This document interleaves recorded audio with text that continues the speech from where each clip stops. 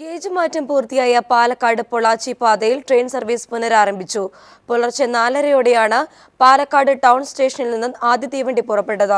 3 ട്രെയിനുകളാണ് ഇന്നു മുതൽ പാലക്കാട് പൊള്ളാച്ചി പാതയിൽ സർവീസ് നടത്തുക.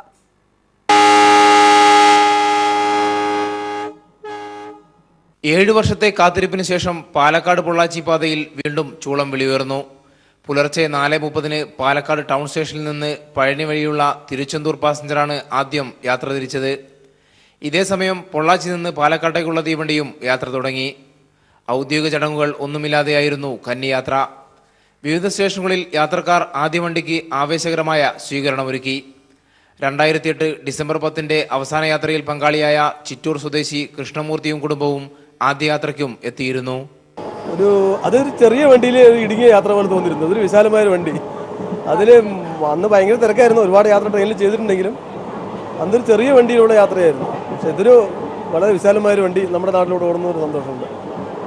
Tiruchirappalli Palakkad passenger, Tiruchendur Palani passenger, Thiruvananthapuram Palakkad Amrita express എന്നീ 3 ട്രെയിനുകളാണ് ആദ്യഘട്ടത്തിൽ പാലക്കാട് പൊള്ളാച്ചി പാതയിൽ സർവീസ് നടത്തുക. അമൃത എക്സ്പ്രസ് ദിവസവും 2 തവണ പൊള്ളാച്ചിയിലേക്കും തിരിച്ചും സർവീസ് നടത്തും. ഗേജ് മാറ്റം പൂർത്തിയായ ശേഷം പാലക്കാട് പൊള്ളാച്ചി പാതയിലൂടെയുള്ള ആദ്യ യാത്രയിൽ ഞങ്ങളും പങ്കാളികളായി. ക്യാമറാമാൻ മഹേഷ് പാലക്കാടിനൊപ്പം AK ലതീഷ്.